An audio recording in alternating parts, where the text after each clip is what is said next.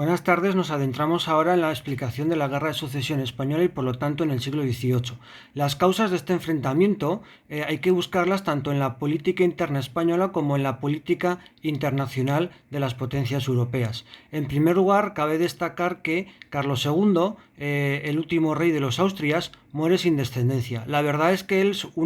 un ejemplo de ese cruce entre familias que lleva de la misma familia que lleva a la degeneración y enfermedades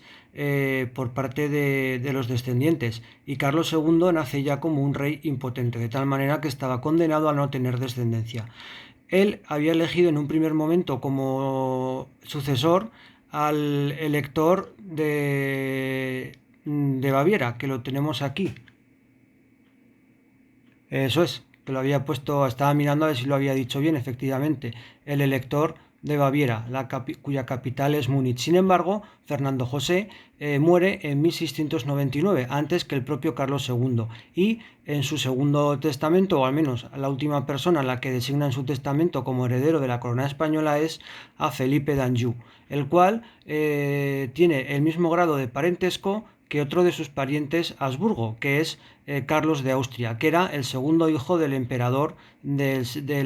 austríaco. Por lo tanto, la misma familia a la cual pertenecía también los Habsburgo, el rey Carlos II. Así pues, una primera causa hay que encontrarla en la sucesión del monarca, en el nombramiento de Felipe d'Anjou, nieto de Luis XIV, rey de Francia, y con mismo grado de parentesco que otro de sus familiares, Habsburgo, de la misma dinastía, como era el archiduque Carlos II, segundo hijo del emperador de Austria. Sin embargo, el hecho de que pudiera haber un Borbón en el trono español y siendo que Francia en la segunda mitad del siglo XVII era el país hegemónico y ya en lo que es la paz de Westfalia se había intentado buscar un equilibrio de las potencias para que no hubiera una hegemónica sobre el resto de las demás con gran diferencia, como había sido el siglo XVI e inicios del siglo XVII con los Habsburgo españoles aliados con los Habsburgo austriacos, rápidamente la posibilidad de que Francia y España, es decir, fijaros todo lo que juntos supondrían, más lo que ambos tenían en el continente americano, que suponía prácticamente la mayor parte del continente americano. Ya eso tenía España, que en el siglo XVIII ya se había adentrado hasta la mitad de lo que es el sur y el medio oeste de los Estados Unidos. Francia tenía la Luisiana, que también se le había cedido a España en el curso de los distintos pactos que sucederán a lo largo del siglo XVIII. Ay, esto ya me he colado. La Luisiana era francesa, por lo tanto, todo lo que es la cuenca del río Mississippi y Missouri, más el Quebec, por lo tanto, el territorio británico en América era escaso, fundamentalmente las 13 colonias que son origen de los Estados Unidos, de tal manera que suponía una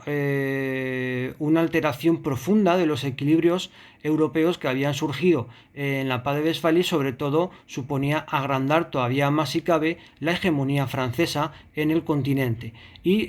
una amenaza seria de las dos potencias hegemónicas a nivel marítimo como eran por un lado Gran Bretaña y por otro lado las Provincias Unidas de Holanda, que en esa paz de Westfalia había encontrado por fin el reconocimiento oficial por parte de España a esa independencia que había logrado desde 1579, cuando Felipe II es incapaz de sofocar el levantamiento en todos los Países Bajos y consigue la fidelidad y sofocarlo en la parte sur. Así pues, para evitar eso, tanto Gran Bretaña como Holanda como Austria proponen un candidato alternativo y en este caso de la familia de los Habsburgo, que son los que tienen el trono imperial austriaco, es Carlos, el segundo hijo en la línea de sucesión, puesto que José, creo recordar, era el primero en esa línea de sucesión y el actual emperador en ese momento era Leopoldo, y si me equivoco el emperador sería José y el primero en la línea de sucesión sería Leopoldo. Ahora no estoy seguro en eso, pero lo podéis mirar en el libro de texto, incluso aparece en este mismo mapa. Voy a mirarlo. No lo veo. Entonces, a esa gran alianza en el año 701 se va a formar el Pacto de La Haya, a la cual también se van a unir Portugal, se va a unir Saboya y se va a unir también Prusia. el territorio que tenemos aquí, que precisamente desde 1701 el elector de Brandenburgo también domina Prusia y reina con el título de rey a partir de 1701 en esta parte de aquí que es la Prusia original. Y aquí tendríamos la zona de Brandenburgo, de donde procedía su carácter de elector a la corona del Sacro Imperio Romano Germánico. Bien, dicho esto, esos son los motivos fundamentales. Acabar, o ese es el principal motivo de la guerra de sucesión española. Una vez que se designa el sucesor y que se puede producir un incremento bastante importante de la hegemonía que ya Francia tenía en el continente y amenazar la posición marítima de Gran Bretaña y de Provincias Unidas u Holanda, todas esas potencias contrarias a ese incremento de hegemonía francesa se unen para intentar imponer un candidato alternativo al trono español. Y por lo tanto ahí es cuando empieza la guerra de sucesión, que los primeros combates se realizan fuera del suelo español. Pero los combates no tardan en llegar al territorio español, puesto que en 1702 ya tenemos por aquí un desembarco en Vigo. También creo que en el mismo año, en 1702, se desembarca en Cádiz por parte de los aliados, que son los que tenemos en fichas rojas, mientras que los borbones son los que tenemos en flechas azules, ¿de acuerdo? Y mientras luego en 1704 los británicos van a lograr conquistar la importante localidad estratégica para controlar junto con Tarifa y Algeciras el paso del estrecho de Gibraltar por lo que es la costa europea, la zona de Gibraltar. Y en 1704 se adueñan de ella. Y en ese momento los aliados comienzan a ir ganando a las tropas borbónicas. Otra cuestión importante, ¿quién va a apoyar a cada uno dentro de España? En un principio, los distintos candidatos tienen apoyos de una y otra parte. No se puede simplificar en que Castilla apoyaba a Felipe de Borbón o a Felipe de Anjou y que Aragón, toda la corona de Aragón, apoyaba al archiduque Carlos de Austria. Eso se va a producir en el curso de la guerra y no tenemos que entender todo el territorio de la corona de Aragón, sino sobre todo ciertas instituciones del conjunto de la corona de Aragón, puesto que va a haber municipios como Zaragoza, como Fraga, como Cervera, catalán, que es, para los que estéis al oro con el deporte, el lugar natal de los hermanos Márquez en motociclismo, van a ser fieles a Felipe de Borbón o Felipe de Anjou durante toda la guerra de sucesión, al menos los concejos, los ayuntamientos. Por lo tanto, no se puede simplificar en tan rápido de que Castilla estaba a favor de Felipe de Anjou y que la corona de Aragón estaba en contra de Felipe de Anjou. Además, mientras se está produciendo esos primeros combates en el territorio europeo y está la guerra al margen del territorio español, Felipe de Anjou es proclamado rey de Castilla en 1700, después viene a Zaragoza donde las Cortes le juran como rey de Aragón y él jura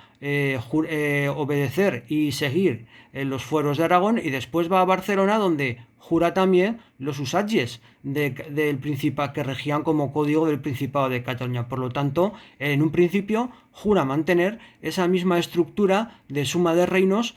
caracterizada por tener una única persona que es el monarca y que reina en cada uno de los territorios con arreglo a unas leyes distintas. Por lo tanto, en un principio, nada tenía que hacer presagiar que dentro de España Felipe de Anjou fuera rechazado. Sin embargo, el curso de la guerra va a ser diferente y con esa conquista en 1704 de los británicos de Gibraltar, luego el ejército aliado con el propio archiduque Carlos de Austria va a desembarcar en Barcelona en 1705, creo que en septiembre, y se va a apoderar de Barcelona y las Cortes catalanas lo van a jurar como rey o como conde de Barcelona en este caso. Y es ahí cuando, temerosos de que la dinastía borbónica y Felipe de Anjou rompiera con los usatges de Barcelona, teniendo el precedente de la guerra o de la independencia de Cataluña en 1640, donde le ofrecen la corona al bisabuelo de Felipe d'Anjou, Luis XIII, y Luis XIII es partidario de abolir los fueros de los usatges, y por lo tanto al final las élites catalanas se acaban decantando tras el asedio de las fuerzas de Felipe IV por Felipe IV, que al fin y al cabo respeta los fueros catalanes, cosa que no iba a hacer el rey francés, al que en primer lugar le ofrecen la corona. De tal manera que quizás ese precedente, y con la evolución de la guerra, que es favorable al candidato alternativo y no legal al trono español, los catalanes, la Diputación de Cataluña, que representa al conjunto del Principado de Cataluña, de acuerdo con lo que hemos visto en la estructura política de la Corona de Aragón, típica de la Edad Media, proclaman a Carlos conde de Barcelona, y a partir de ahí, a finales de 1705, Carlos conquista Valencia, y en 1706 será cuando llegue a Zaragoza, tome Zaragoza, y las cortes aragonesas, como previamente habían hecho las valencianas y las catalanas, juren como rey a Carlos III, de tal manera que los tres territorios, las diputaciones de los tres territorios que representaban al conjunto de ellos, proclaman como rey a Carlos de Austria, y lo que hacen es traicionar, y estamos todavía dentro de un sistema feudal, aunque no utilicemos ya esa palabra, pero sí del antiguo régimen, en donde el vasallaje sigue siendo importante. Rompen ese pacto de vasallaje que habían hecho a Felipe V, jurando obediencia a otro señor, que es archiduque Carlos de Austria. ¿De acuerdo? De tal manera que aquí tenemos una ruptura clara del pacto que en 1700 había hecho con aragoneses y con catalanes Felipe V, de tal manera que Felipe V es traicionado por esas diputaciones de los tres territorios peninsulares de la Corona de Aragón. Posteriormente, tras la victoria en Zaragoza, las tropas aliadas contra Felipe d'Anjou entran en Madrid, conquistan Madrid, pero las Cortes castellanas se niegan a proclamar a Carlos d'Anjou, de tal manera que al negarse a proclamar a Carlos d'Anjou, las Cortes castellanas no traicionan a Felipe V. Después, en 1707, las tropas borbónicas, como cual si fueran el ave fénix, resurgen, y a partir de ahí la coyuntura va a ser favorable a ellos, recuperan Madrid, y en 1707, aquí, en la batalla de Almansa, van a conquistar los reinos de Valencia y de Aragón. Y entonces la primera consecuencia que va a tener esa conquista para los propios reinos de Aragón y de Valencia va a ser la supresión de sus fueros y de sus instituciones privativas, y la introducción de una nueva planta de gobierno que van a ser las instituciones castellanas, y convertir a los antiguos reinos de Aragón y de Valencia en provincias del reino de Castilla. ¿Por qué? Porque dentro de ese contexto del antiguo régimen, cuando el señor es traicionado por su vasallo, el señor tiene derecho a ejecutar un castigo que puede ser perfectamente consistente en la privación del feudo. Y en este caso, por el derecho de conquista, como dirán los decretos de nueva planta relativos a Cataluña, y teniendo en cuenta esa traición que le habían cometido para Felipe V, el castigo que les aplica es derogar los fueros y instituciones privativas que habían tenido ya desde época medieval. Sin embargo, esta victoria no significará que terminen de conquistar Cataluña. Así, las fuerzas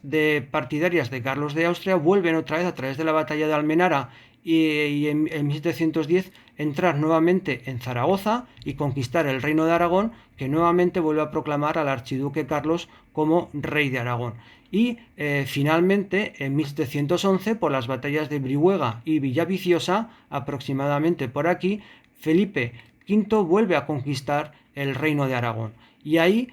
atendiendo a la fidelidad que le habían prestado parte de la nobleza y buena parte de los municipios y del clero, decide habilitar el derecho foral aragonés para personas particulares, y siempre y cuando ninguna de esas personas particulares tengan algún contencioso con el monarca, que entonces aplica la ley castellana. Y en 1711 también es un hecho clave. En 1705 había muerto el emperador austriaco, y por lo tanto el hermano mayor de Carlos de Austria llega a lograr la sucesión, y por lo tanto se convierte en el emperador de Austria. Pero 6 años después, en 1711, y sin descendencia, el emperador austriaco muere, y por lo tanto el archiduque Carlos de Austria se convierte en Carlos VI, es decir, el mismo nombre o el siguiente nombre en Carlos después de Carlos V. Y por lo tanto, al convertirse en el emperador de Austria y del Sacro Imperio Romano Germánico en 1711, ojo, fijaros la cuestión que se plantea. Si él logra vencer la Guerra de Sucesión Española y por lo tanto se hace señor de los territorios de España, y luego al mismo tiempo sigue gobernando en todo el imperio sacro románico germánico, ojo que con el mismo nombre tenemos la repetición de la misma situación de Carlos V, y eso es precisamente el inicio de la hegemonía de los Habsburgo en los siglos XVI y primera mitad del siglo XVII, y eso es lo que tampoco quieren Inglaterra y Holanda, de tal manera que automáticamente Holanda e Inglaterra dejan de apoyar al archiduque Carlos de Austria y solicitan y comienzan a negociar la paz. De tal manera que esos acuerdos de paz llegan en la ciudad holandesa de Utrecht en 1713 y después se completan con la paz de Rastatt de 1714. Por esa paz de Utrecht, que es el tratado fundamental que nos toca estudiar, Felipe V o Felipe d'Anjou es reconocido como rey de la corona española, con la condición de renunciar a sus derechos al Reino de Francia, para así evitar que una misma persona pudiera ser rey de España y Francia al mismo tiempo. En segundo lugar, están las compensaciones territoriales y el precio que tiene que pagar Felipe d'Anjou por ser reconocido rey de España. Y en este sentido va a perder la corona española todos los territorios que tenía, que todavía conservaba tras esas pérdidas que había hecho, que había obtenido o que había sufrido en el siglo XVII en las distintas batallas con Francia. Va a perder el resto de posesiones europeas. Así que Cerdeña,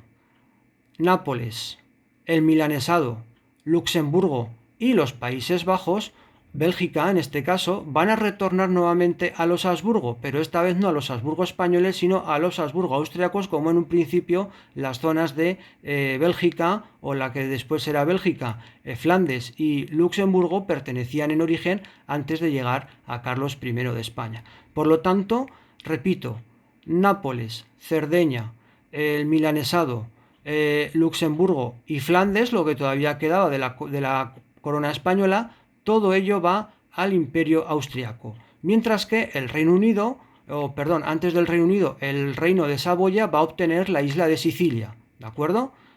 Sicilia será para Saboya, y luego el Reino Unido va a obtener la posición de Gibraltar y va a obtener también la isla de Menorca, que había conquistado en 1709 en el curso de la guerra, de tal manera que España tendrá que perder esos dos territorios, que son importantes para el control de las rutas comerciales por el Mediterráneo y su conexión con América. Y además también el Reino Unido logrará conseguir el monopolio de esclavos en la América española, y también dentro del sistema de galeones que llevaban el comercio español de forma monopolística a través de la Casa de Contratación de Sevilla, aunque ya Cádiz iba ganando mucho más peso a raíz de esa ganancia de influencia durante las transformaciones que se operan en la crisis del siglo XVII, logra introducir también un navío para comerciar dentro del sistema legal español con la ruta de los galeones. Y por lo tanto esas son las consecuencias de la Guerra de Sucesión. La Guerra de Sucesión quizás ha acabado, pero la rebeldía contra Felipe d'Anjou no. Acordaros que los catalanes habían jurado rey reconocido como rey a Felipe d'Anjou, y Felipe d'Anjou había jurado cumplir los usatges, de tal manera que todavía la Diputación catalana, la Generalidad catalana, seguía rebelde a Felipe d'Anjou. Y con el frente internacional ya totalmente solucionado, Felipe d'Anjou, al mismo que el Reino de Mallorca, concentra sus esfuerzos, y en 1714, el 11 de septiembre, el día que se celebra a día de hoy, el Día de Cataluña, las tropas de Felipe d'Anjou conquistan Barcelona, y por lo tanto posteriormente hará lo mismo que hizo ya con Aragón y que hizo con Valencia: anular las instituciones privativas y evidentemente los usachis. Y ya desde Barcelona mandará una expedición a Mallorca y a Ibiza, las dos grandes islas que todavía estaban en posesión de Felipe d'Anjou, para someter al Reino de Mallorca. Y por lo tanto, así podríamos dar por concluida la Guerra de Sucesión española, con las consecuencias que tiene. Otra de las consecuencias importantes, lo vamos a tratar en un término posterior, va a ser los decretos de nueva planta, pero eso lo dejamos para el siguiente término, ¿de acuerdo?